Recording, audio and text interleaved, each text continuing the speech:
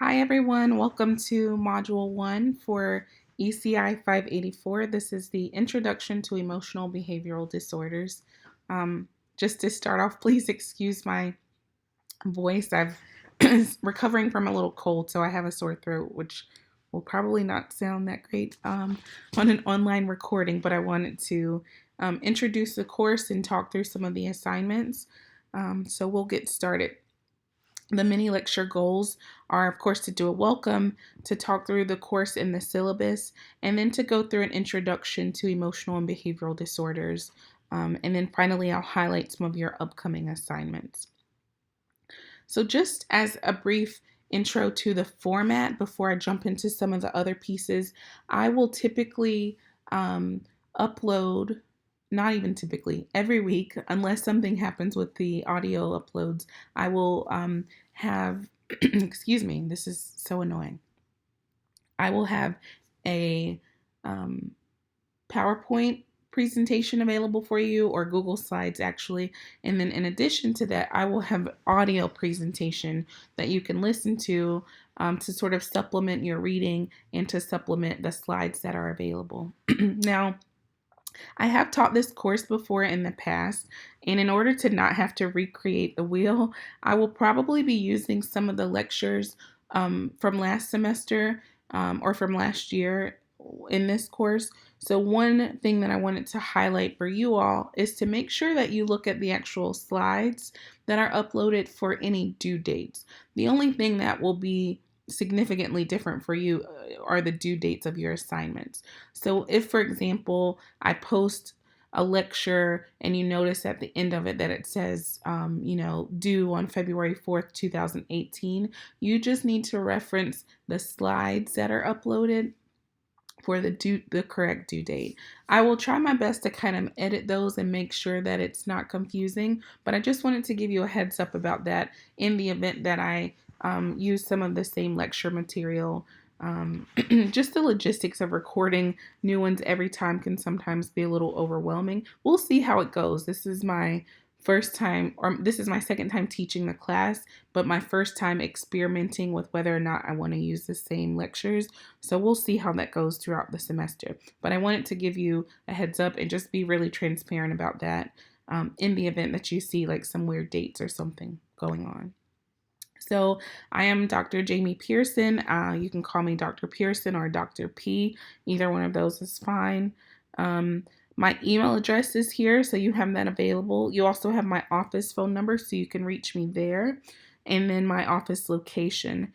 As you know, this is a completely online course, but I really enjoy meeting you all and being able to interact in person. So if you are on campus and would like to meet in person, or if you are interested in having like a Google Hangout meeting, etc., I'm happy to set those up for you in terms of having office hours. Aside from that, the best way to reach me is via email. So it's just quicker for me. I respond pretty quickly, most times within an hour or so. And then otherwise, I will be sure to respond to your emails within 24 hours, with the exception sometimes of travels, holidays, and weekends. So as an overview to this course, so again, this is ECI 584. The goal of the course is to focus on students whose primary area of eligibility is serious emotional disability. So all of you in this class should have taken ECI 585 either last semester or at some point before now. Otherwise, you wouldn't be in this course yet. So you know that there are 13 different disability categories recognized under the IDEA. And we are focusing pretty specifically on how to support those learners who are recognized as having emotional behavioral disorders, or what is now referred to as serious emotional disorders, or serious emotional disabilities. So a lot of what we'll talk about, however, is applicable to most students. It doesn't have to be specific to those with EBD or SED, and I will use those interchangeably throughout the course, so just kind of know that we're talking about the same thing. And then in terms of our focus, we'll look more specifically at what constitutes eligibility for this category? What are some of the characteristics of students who meet eligibility for ABD? What do the assessments look like? How do we translate research to practice, etc. And then one thing that I want to point out is how important it is to really try to engage and participate to the best extent possible in an online setting. I try to create activities and opportunities to make this a space where you can learn from each other. And some of that will take efforts on your part. So reaching out to your peers, having study groups online, reaching out to me, planning group activities, engaging in the online discussion groups. Those are all the things that we can do as a community to make our class run more smoothly and to create much more participation. So the book for this course is Evidence-Based Practices for Educating Students with Emotional and Behavioral Disorders. It's available at the university bookstore. I believe you can also find it online through Amazon and those sorts of sites for about $70. So this will be our primary text for this semester. We may have a few other articles sprinkled throughout here or there, but for the most part, you will be reading through the textbook as we go throughout the course. So if you don't already have your textbook, you want to make sure that you get that as soon as possible. So next I'm going to walk through the syllabus. I'm sorry guys, this is very annoying. Like I'm annoyed with myself right now. Just listening to this. So, excuse me. You should also all have access to the syllabus. One of the things that I like to do is use, I use Google Drive. Sorry, I lost my train of thought. Use Google Drive for your syllabus and your course schedule, things like that, so that in the event that we have to make changes or if I find a typo or an error, I can go in and correct that, and that way you have access to those changes. So although I know many people like to download and print off their syllabus, I think that's fine, but I just want you to know that sometimes things may change, and I will make those changes here. And so the online version will reflect those changes. So if you do decide to download it, you might want to just go back every once in a while and check the version that's online. And if there are any significant changes, I'll be sure to let everyone know, okay? So the first part of the syllabus just has the general information about the course, my contact information, your textbook, and the course objectives. A few of the things that I want to point out more specifically are your assignments and how you will be evaluated. So the first piece of this is that we will have weekly reflections in this course. And so each week you will be asked to submit a 200 to 300 word professional response to a prompt that's related to your reading or to a topic that we've discussed during that week. And so your reflection, I want you to demonstrate to me that you've been reflective and that you've engaged in some critical thinking in your response, okay? And so those will be available every Monday morning by 8 a.m. when your module goes live, and then they should be submitted by the following Sunday, no later than 11:55. And each reflection will be worth 4 points. However, you will have 14 opportunities to complete a reflection, and I will drop your lowest 2 scores. So if you already know you're going to be traveling for 2 weeks at 2 different points throughout the semester and you want to put on your calendar to skip those, then that's fine. You can drop your lowest 2. Or if you happen to get a lower score on one week, whatever happens, just know that you can drop your 2 lowest scores, and I will just count the 12 highest scores to calculate your weekly reflection total. The second part of our course will be the discussion forums. This is another way to engage with your peers, to kind of work collaboratively in some regard, and to think about how you can shape your own learning by engaging with your peers and thinking about what experiences they have had with students with behavioral disorders and how you can learn from each other.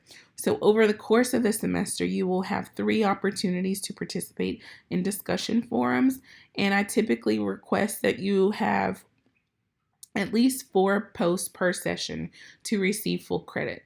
So that means that you are, maybe typing your initial post and then you respond to 2 others' posts, and then maybe you go back and reply to your original post once someone else has posted. You'll get a feel for it, but the point is that 1 post is not enough, 2 posts is not enough, and you should be responding to and engaging with multiple people. So you need 4 posts per discussion board to receive the full credit of 10 points each. Okay. Our next assignment that is associated with the course, this is new for this course this semester, but not new to me. I had the pleasure of using immersion last semester in a class with some undergraduates, my ECI 416 course, and they really, really enjoyed it. So I hope that this is a great learning experience for all of you as well. When I hop back over to the slides, I'll show you how to actually access immersion. But just in terms of a brief introduction, for those of you who are not familiar, immersion is a virtual simulation laboratory, and it's basically this virtual, reality-based instructional tool that has been designed to help teachers, especially pre-service teachers. It's also used in healthcare fields to train healthcare professionals. It's used in business, but we're using it within the context of education to give you an opportunity to engage with students who reflect those who may have disabilities, obviously without being in the classroom, right? So you're going to be working with what are called avatar students, and working on, how to manage behaviors in the classroom, how to reduce challenging behavior, how to increase positive behaviors, how to foster group collaboration, things like that. So you will have an opportunity to participate in the immersion experience 2 times throughout this semester. Now, I know in my email it was a little bit confusing, so I do want to clarify. There are 2 dates for this. The first one is February 5th, and the second is April. Don't quote me on the dates, but the idea is that I would strongly recommend that you participate in both of those, and you will receive 10 points for each immersion experience. Now, if for some reason you absolutely cannot make one or the other, then your one experience will have to constitute the entire 20 points. So just know that if you miss one of those, you still are eligible for the 20 points, but you're going to be putting a lot of weight on just one experience. Now, I also want to be clear. I'm essentially saying that you are required to participate in both experiences. However, if there's absolutely no way you can not participate in both, then the alternative to that is having one of them be more heavily weighted, okay? I would like it very much if you can all participate in both of them. That's the idea, for you to participate in both. So hopefully that clarifies things. If you have any questions about that, please let me know. And then you have 3 sort of major assignments for this course. So the first 3 things that we talked about are kind of ongoing, or things that will happen at least twice throughout the semester. Obviously, your weekly reflections will happen every week. Your discussion forums will happen 3 times throughout the semester. And then the immersion experience will happen twice throughout the semester. Your final 3 assignments will just be sort of one-time things. The first is an FBA, or functional behavior assessment assignment. Those of you who took Dr. Saborni's class last semester, I'm forgetting the number, you probably will have some familiarity with observations and recording data. So hopefully this doesn't feel too new to you. But this will focus on understanding the principles of ABA and thinking about how you can use and interpret the functional behavior assessments in being able to design effective interventions for students who struggle with behavior. So we'll talk more about this as we get close to that assignment, but you do already have access to the assignment description. So I encourage you to go ahead and check that out online in our Google Drive. The second, assignment, sort of final major assignment, is your behavior intervention plan. And so what will happen, these are sort of linear, right? Your functional behavior assessment assignment will lead to your BIP, so that you use the data that you found in your functional behavior assessment, and that will help you develop a behavior intervention plan based on those data, okay? And again, you have much more detail about these assignments in each of the assignment descriptions, which are linked in on Moodle, and I will also link them here in the syllabus as well. And then finally, in this course, we don't have a final exam. However, your culminating project is a IEP project. So the purpose of this assignment is for you to kind of take all of the information that you've gathered in this course throughout the semester and to demonstrate that by writing goals and objectives of an IEP, and sort of walking through how you would implement those goals, and then kind of doing a bit of a mock IEP meeting by talking through each of your goals and how you sort of came to those. Okay, so again, finally, that one is also the description is available, and I will link it here in the syllabus so you have access to it in multiple places. Okay, I want everyone to have a clear understanding of what is required in each assignment and where they can find that information. So in order to complete the functional behavior assessment and the behavior intervention plan, you will need to have a field placement.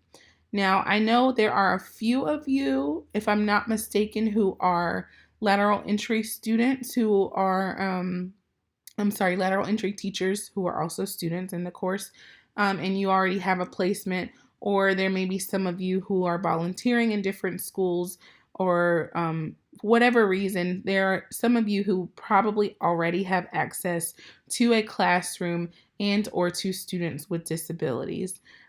However, if you do not, please contact me as soon as possible, because I will need to make a list of those of you who will need a field placement. The behavior intervention plan and the FBA assignment will require that you get permission from one student in your school, from their parents, giving you permission to conduct the functional behavior assessment on their student and to write up a behavior intervention plan. And so we need to follow the protocol for this process, and we want to get this going as soon as possible, because it, as you know, once the semester gets rolling, it rolls pretty quickly, and then things will be due. So we want you to be able to get started on your FBA as soon as possible. So if you do not have access to a student who has emotional behavior disorders or has some behavioral challenges, or if you don't have access to a school at all, obviously, please let me know so that I can put you in touch with Ms. Apperson, who will make sure that we get you a placement. Also related to that, if you do not live locally, please put that in your email to me as well. So if you do not live in Raleigh, Durham, or Chapel Hill sort of area, or surrounding counties like Johnston County, if you live more than like 30 to 45 minutes away from NC State, please let me know that, because we will have to come up with a different plan for those of you who may not be in the area. Okay. So here's a breakdown of each of your assignments and how much they are worth. We use a standard grading scale in this course. So as you can see here, 97 and above is an A+, etc. Below, you have your course schedule. So it has the readings for each week. And then any assignments that are due, I list in this column to the far right. I also highlight your discussion forums. So you see those in red anytime. And then the immersion week, you notice the first one is the week of January 28th. And I got to make sure those dates are correct. I don't think that's correct. I think your immersion week is actually on the following week. I need to move that down. So I will make sure that's right. And then your functional behavior assessment assignment is due on March 3rd. So we really got to get going with those very quickly because we won't have a lot of time for you to collect data. We want to make sure you have access to your classrooms as soon as possible. So again, I will let you read through the rest of this at your leisure. I just kind of wanted to introduce you to the format and to the syllabus for those of you who have not yet looked through that. All right, let's see if we can get back into this. So these are your the points. We kind of just talked through all of that in the syllabus, and then all assignments should be submitted via Moodle.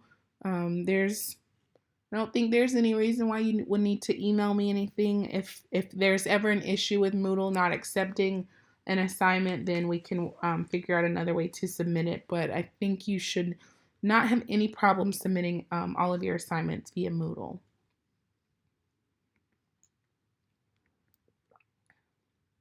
So the immersion activities that I discussed, there is a sign-up sheet here. It's linked here, and it's also, I'll make sure that, you should be able to access it and type in your name. I think at the moment it's a view only, so I will edit that as well.